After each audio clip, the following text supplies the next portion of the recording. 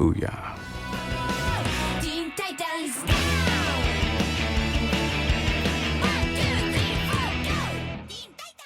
Booyah, everybody! We finally got Cyborg confirmed inside the live-action Titans universe of TV shows that they're doing on this DC streaming service. So I'll explain what's going on with the character, how they're going to use him, introduce him, and what that means for the Cyborg Justice League movie that they originally announced a couple years ago. Because this Cyborg inside the Titans universe is going to be a main character. So if you're brand new to the channel, be sure to subscribe to get all the DC videos. We're going to be getting a whole bunch of stuff later this year.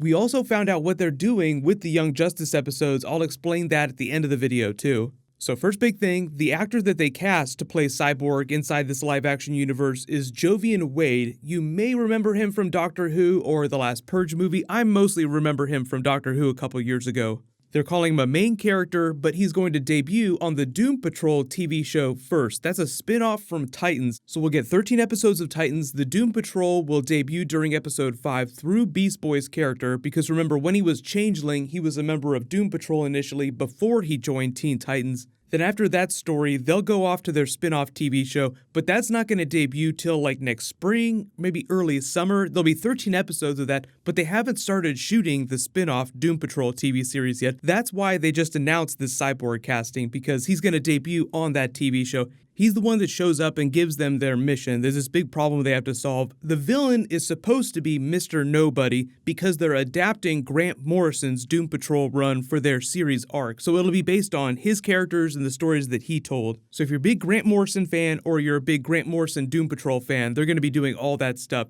The reason why that's a big deal is because it's really trippy, really psychedelic, and Grant Morrison is just known for taking characters that nobody knows anything about and doing really awesome things with them. But the big deal is Cyborg. Like, people are like, is he going to be part of the Titans team?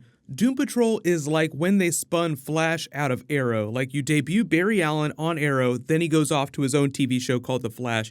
Same deal with Doom Patrol, but when Cyborg shows up on Doom Patrol, he's not a member of the Doom Patrol. He's just going to be a main character, which means he'll be in most of the episodes, which is why I think they're leaving him free so that he can join the Titans team in a future season, so you get classic Teen Titans. And if it wasn't clear, the comic book run that they're adapting for the Titans TV show is classic Marv Wolfman Teen Titans, which was the new Teen Titans, which was like the first big run after their initial debut, where Cyborg showed up. So they're starting out with classic Cyborg Teen Titans, then of course he's probably going to appear on that series eventually. But the thing is they're like slowly introducing characters. Like Donna Troy is probably the next biggest character that we're gonna meet. You're the boy from the circus.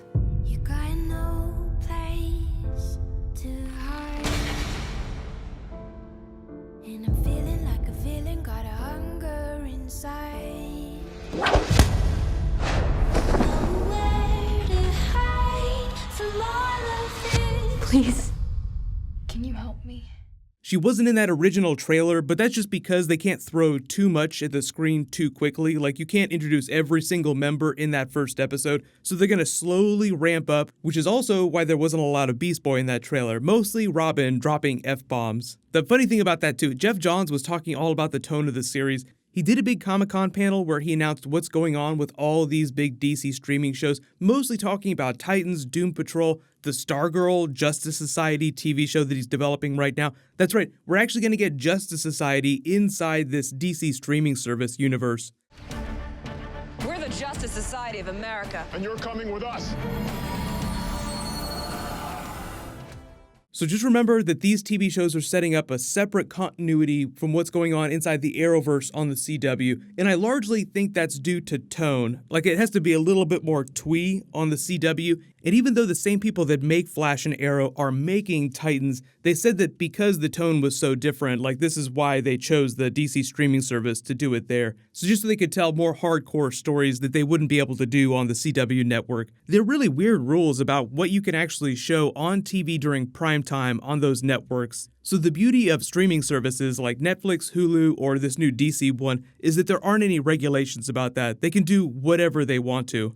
The way Jeff Johns explained it, like I said, is that they're starting out with classic Marv Wolfman, new Teen Titans for this Titans TV show. Same kind of deal with Grant Morrison's run and Doom Patrol. but then they're going in slightly different directions with the characters and the stories. So it'll be a little bit like the way The Flash treats the comic book stories. So they do the really iconic stories, but sometimes they'll remix certain aspects of that. Like they're doing a little bit more Back to the Future with The Flash Season 5 and Nora Allen. In the comics, Barry had twins. Neither one of them was named Nora, so just like slightly different spins on the classic comic book runs. So if you're a big Teen Titans comic book fan, just expect the same treatment. So Hive, Deathstroke, Brother Blood, Trigon, their classic comic book stories will all be big things, but it won't be exactly like it went down in the comics. It'll just feel very much like the comic book stories. It sounds like when Cyborg shows up, he's going to be a mixture of live action and CG, so expect him to look a little bit more real and tangible than Ray Fisher's Cyborg, who was like a pure motion capture performance. Like he literally walked around in his underpants for that entire movie, and they just added all the effects in post-production. So a lot of people now are like,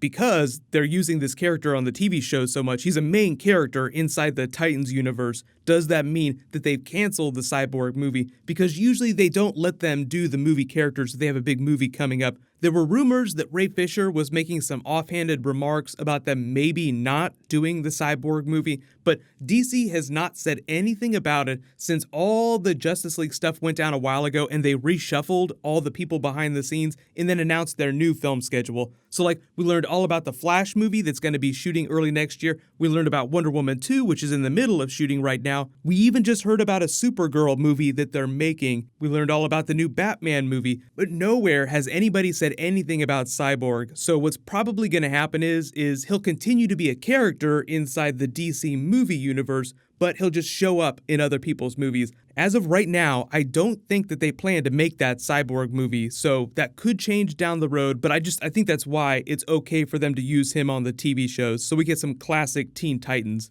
Most of you also probably saw the teaser trailer I did because there was a post-credit scene from Teen Titans Go to the Movies with Teen Titans Season 6 and their classic designs at the end of that. Early prediction for that is that they stick that on the DC streaming service because the DC streaming service, I believe, is getting that classic Teen Titans TV series. As far as I know, Teen Titans Go is still very much on Cartoon Network, but the DC streaming service is trying to buy up all the classic DC animation, all of the Batman TV series and movies, so it sounds like if we get new Teen Titans Season 6, that's where they'll put it on that streaming service. But the big deal with Young Justice, for those of you wondering when we're going to get that, the new info that we have says that it's going to be 26 episodes for Season 3, but what they're going to do is they're going to break that into 2 blocks of 13 episodes. So after they air 13 episodes of Titans, early next year they'll drop 13 episodes of Young Justice Season 3, then we'll get the Doom Patrol TV series, then they're supposed to drop the Swamp Thing live-action TV series, then around this time, like late summer next year, they're supposed to drop the rest of those 13 episodes of Young Justice Season 3. So hopefully that explains a little bit about what's going on. The beta for all this is supposed to launch later this month, but they don't have an exact day for that yet, but I'm expecting within the next 2 weeks. Right now, there's like a really big discount if you sign up for a full year of the service. I'm assuming that once they launch it, there won't be that discount anymore. So post all your reactions in the comments below. I know everybody just wants to see what the Cyborg costume is going to look like. It's probably going to be a while before we see any concept art or anything like that. But while you wait for everything, click here to learn all about Sony's plans for crossing Venom over with Peter Parker's Spider-Man character down the line, and click here to rewatch the Young Justice Season 3 trailer a billion more times. Thank you so much for watching. Everybody stay awesome. I'll see you guys tonight.